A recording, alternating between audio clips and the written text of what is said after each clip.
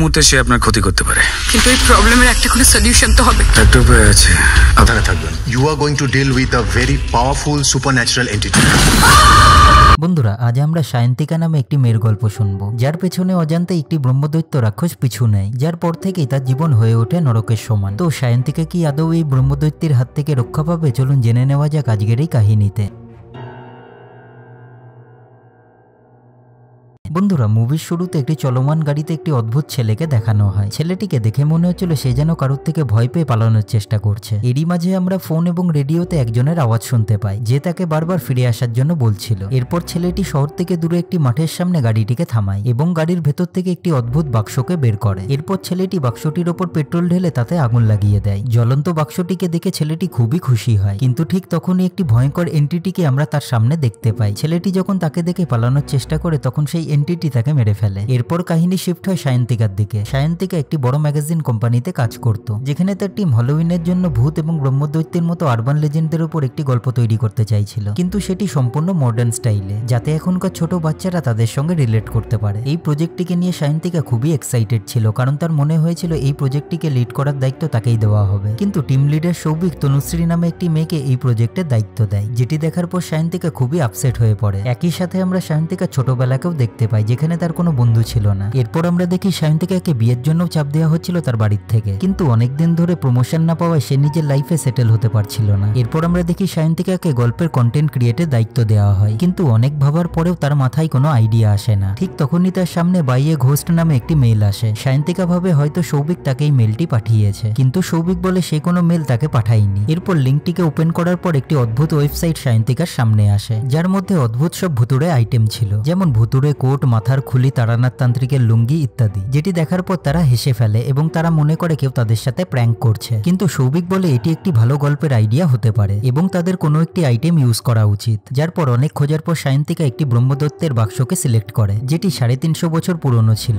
এবং সেলে মাত্র 999 টাকায় বিক্রি হচ্ছিল। যার পর সায়ন্তিকা বাধ্য হয়ে বাক্সটিকে অর্ডার দেয় এবং গিয়ে ঘুমিয়ে পড়ে। সকালবেলায় ডোরবেলের আওয়াজে সায়ন্তিকার ঘুম ভাঙে এবং সায়ন্তিকা দেখে তার বাক্সটি ডেলিভারি বয় অলরেডি নিয়ে এসেছে। এরপর ডেলিভারি বয় বাক্সটিকে বাড়ির দক্ষিণ দিকে রাখতে বলে, কারণ ওটি ছিল বাক্সটির উপযুক্ত স্থান এবং তাদের মতে বাক্সটি ভারী হওয়ায় সেটিকে না সরানোই ভালো। কিন্তু সায়ন্তিকার কথা অনুযায়ী তারা বাক্সটিকে বাড়ির মাঝখানে রেখে দেয়। বাক্সটির সাথে একটি ম্যানুয়াল বুক, টেপ রেকর্ডার, লাল পাউডার এবং একটি ছোট বটগাছ দেওয়া হয়। ডেলিভারি বয় ইনস্ট্রাকশনগুলিকে খুবই ভালোভাবে পড়তে বলে, কারণ ব্রহ্মদৈত্য খুবই শক্তিশালী এন্টিটি এবং তাকে বসে রাখার জন্য নিয়মগুলি জানা খুবই জরুরি। তাই টেপ রেকর্ডারের মধ্যে ইনস্ট্রাকশনগুলিকে বাংলাতেও দেওয়া আছে। এরপর সায়ন্তিকা বইটিকে পড়ে নিয়ম অনুযায়ী বাক্সটির চারপাশে লাল পাউডারটিকে ছড়িয়ে একটি সার্কেল তৈরি করে দেয়, যাতে ব্রহ্মদৈত্য ওই সার্কেলের বাইরে না বেরোতে পারে, কারণ সে একবার সার্কেলের বাইরে বেরিয়ে গেলেই তাকে কন্ট্রোল করা মুশকিল হবে। অবশেষে সায়ন্তিকা বাক্সটিকে ওপেন করে, কিন্তু আশ্চর্যের ব্যাপার হলো বাক্সটি ভারী হওয়া সত্ত্বেও তার ভেতরে শুধু একটি খড়ম আর একটি পৈতে ছিল, যা দেখার পর সায়ন্তিকার মনে হয় ওয়েবসাইটটি হলো একটি ফ্রড। কিন্তু টেপ রেকর্ডারটি বলে তারা কোনো ফ্রড কোম্পানি নয় এবং সেটিকে যাচাই করতে বাক্সের উপর একটি আপেলকে রাখতে বলা হয়, কারণ বাড়ির মধ্যে যদি কোনো ব্রহ্মদৈত্য উপস্থিত থাকে তাহলে আপেলটি কিছুক্ষণের মধ্যেই পচে যাবে। এরপর সায়ন্তিকা আপেলটিকে বাক্সের উপর রেখে অফিসে চলে যায়, কিন্তু অফিস থেকে ফিরে আসার পর সায়ন্তিকা দেখে আপেলটি সত্যিই পচে গেছে। এরপর সায়ন্তিকা টেপ রেকর্ডারটিকে চালু করে, যেখানে সে জানতে পারে ব্রহ্মদৈত্যকে শান্ত রাখার জন্য মুরগি অথবা কাঁচা মাংস তাকে দিনে একবার দিতে হবে। যার পর সায়ন্তিকা কাঁচা মুরগির মাংস বাক্সটির সামনে রেখে দেয়, কিন্তু টেপ রেকর্ডারটি বলে ব্রহ্মদৈত্য মানুষের সামনে খাবার খেতে পছন্দ করে না, আর সে যখন মানুষের সামনে উপস্থিত হয় তখন ঘরের টেম্পারেচার পড়ে যায়। যার পর সায়ন্তিকা বিরক্ত হয়ে ঘুমোতে চলে যায়, কিন্তু মাঝরাতে হঠাৎ সায়ন্তিকা ঠান্ডা ফিল হয় এবং সে দেখে দরজাটি বারবার ওপেন অ্যান্ড ক্লোজ হচ্ছে। সায়ন্তিকা বাইরে গিয়ে দেখে তার রুমের সামনে বাক্সের খড়মটি রাখা রয়েছে এবং মাংসটিকেও কেউ খেয়ে ফেলেছে। এরপর সায়ন্তিকা টেপ রেকর্ডারটিকে আবার চালু করে, যেখানে সে জানতে পারে ব্রহ্মদৈত্য তার যে কোনো প্রশ্নের উত্তর আওয়াজের মাধ্যমে দিতে পারে। যার পর সায়ন্তিকা ব্রহ্মদৈত্যকে প্রশ্ন করে তার এই রুমটি পছন্দ হচ্ছে কিনা, এবং হ্যাঁ হলে একবার এবং না হলে দুবার বাক্সের উপর আওয়াজ করে তার জবাব দিতে বলে। যার পর আমরা দেখি দুবার আওয়াজ করে ব্রহ্মদৈত্য না বলে। এরপর টেপ রেকর্ডারটি বলে ব্রহ্মদৈত্য কারোর ফিউচারও বলে দিতে পারে, একই সাথে কারোর ইচ্ছেও পূরণ করতে পারে। যার পর সায়নী আগামীকাল ফুটবল ম্যাচে কে জিতবে তার নাম জিজ্ঞাসা করে এবং ব্রহ্মদৈত্য আওয়াজ করে উত্তর দেয় লিভারপুল। সায়ন্তিকা লোভে পড়ে ব্রহ্মদৈত্যের কাছে অনেক টাকাও চায়, কিন্তু টেপ রেকর্ডারটি বলে ব্রহ্মদৈত্য লোভী মানুষ পছন্দ করে না আর প্রথমেই কাউকে বড় কিছু উপহার দেয় না। যার পর সায়ন্তিকা তার কোম্পানির নতুন প্রজেক্টে চিফ এডিটরের পোস্টটি তাকে দিতে বলে, কারণ তার মতে সেই হলো ডিজার্ভিং পার্সন। এরপর আমরা দেখি ব্রহ্মদৈত্য সায়ন্তিকার পাশে এসে তার ইচ্ছেটিকে পূরণ করে দেয়। পরের দিন সায়ন্তিকার কাজের মাসি তাকে ঘুম থেকে তোলে, যার পর সায়ন্তিকা লক্ষ্য করে বাক্সের পাশ থেকে পাউডারটিকে তার কাজের মাসি মুছে দিয়ে গিয়েছে এবং বাক্সটি আগের তুলনায় অনেক হালকা হয়ে গেছে, যার মানে ছিল ব্রহ্মদৈত্য এখন বাক্সের ভেতর থেকে মুক্ত হয়ে গেছে। এরপর সায়ন্তিকা যখন অফিসে পৌঁছয় তখন সে জানতে পারে তনুশ্রীর অ্যাক্সিডেন্ট হয়ে গেছে এবং বর্তমানে সে কোমায় আছে এবং তার বদলে সায়ন্তিকাকে প্রজেক্টের হেড বানানো হয়েছে। এছাড়াও সায়ন্তিকা জানতে পারে আজকের ফুটবল ম্যাচটি জিতেছে লিভারপুল, যার পর সে বুঝতে পেরে যায় এগুলি ব্রহ্মদৈত্যেরই কাজ। তাই সায়ন্তিকা সৌভিককে ব্রহ্মদৈত্যের বাক্সটি একবার দেখার জন্য বলে। অপরদিকে আমরা দেখি সায়ন্তিকার কাজের মাসিকে ব্রহ্মদৈত্য হন্ট করতে থাকে এবং অবশেষে তাকে খুবই নির্মমভাবে মেরে ফেলে। সায়ন্তিকা যখন বাড়িতে পৌঁছয় তখন লাশটিকে দেখতে পায়, যেখানে কাচের ওপর লেখা ছিল এবার তোর পালা, যেটি দেখার পর সায়ন্তিকা খুবই ঘাবড়িয়ে যায় এবং কোনো রাস্তা না পেয়ে ভূত ভাগানোর একটি মিডিয়ামকে বাড়িতে ডাকে, যেখানে মিডিয়াম ব্রহ্মদৈত্যের উপস্থিতি লক্ষ্য করে নেয় আর সায়ন্তিকাকে বলে তার আর বাঁচার কোনো উপায় নেই, কারণ ব্রহ্মদৈত্য খুবই শক্তিশালী এন্টিটি আর সে এখন পুরোপুরি মুক্ত।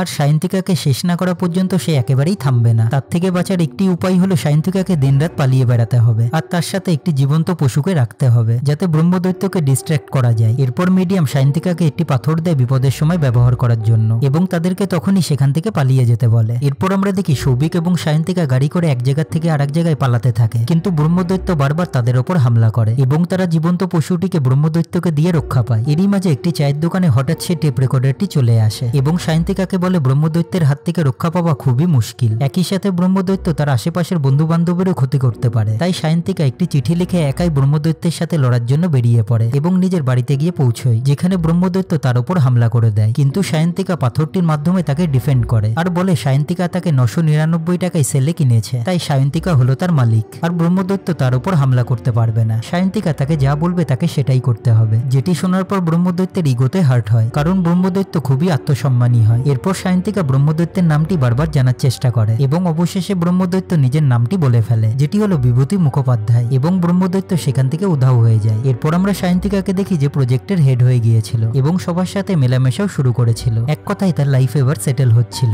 একই সাথে সায়ন্তিকা মিডিয়ামের সাথেও দেখা করে এবং তাকে পাথরটির জন্য ধন্যবাদ দেয়, কিন্তু মিডিয়াম বলে এই পাথরের ভেতরে কোনো শক্তি নেই, কারণ এটি তার বাড়ির ফিশ ট্যাঙ্কের একটি পাথর মাত্র। সে তার মনোবলকে বাড়ানোর জন্য এটি দিয়েছিল। আসল শক্তি তো সায়ন্তিকার মধ্যে ছিল, যার ফলে সে ব্রহ্মদৈত্যকে নিজের বশে আনতে পেরেছে। মুভির শেষে আমরা সায়ন্তিকাকে ব্রহ্মদৈত্যের সাথে কথা বলতে শুনতে পাই, যেখানে ব্রহ্মদৈত্য ভালো খাবার পাওয়ার জন্য সায়ন্তিকাকে একটি লটারির নাম্বার বলে দেয়। কিন্তু ঠিক তখনই সায়ন্তিকার কাছে buyaghost.com থেকে একটি কল আসে, যেখানে তাকে কংগ্রাচুলেশন দেওয়া হয়, কারণ আজ 150 বছরের মধ্যে প্রথম কেউ ব্রহ্মদৈত্যকে বশে আনতে পেরেছিল। তাই তাকে পুরস্কার হিসাবে 300 বছরের পুরনো একটি শাকচুন্নি দেওয়া হয়, যেটিকে নিতে সায়ন্তিকা অস্বীকার করে। কিন্তু ঠিক তখনই তার দরজায় একটি নক হয়। দরজাটিকে খোলার পর সে দেখে একটি শাকচুন্নির বাক্স তার দরজার সামনে রাখা আছে, যেটিকে buyaghost.com থেকে পাঠানো হয়েছিল এবং সিনেমাটি এখানেই শেষ হয়ে যায়। তো বন্ধুরা, এই ছিল ব্রহ্মদৈত্য মুভির পুরো কাহিনী। যদি আপনাদের ভিডিওটি ভালো লেগে থাকে তাহলে আমার চ্যানেলটিকে লাইক, শেয়ার আর সাবস্ক্রাইব করে দিন, কারণ চ্যানেলটিকে গ্রো করতে আপনাদের সাপোর্ট খুবই জরুরি। তো চলুন, আবার দেখা হবে নতুন কোনো ভিডিওতে। Take care.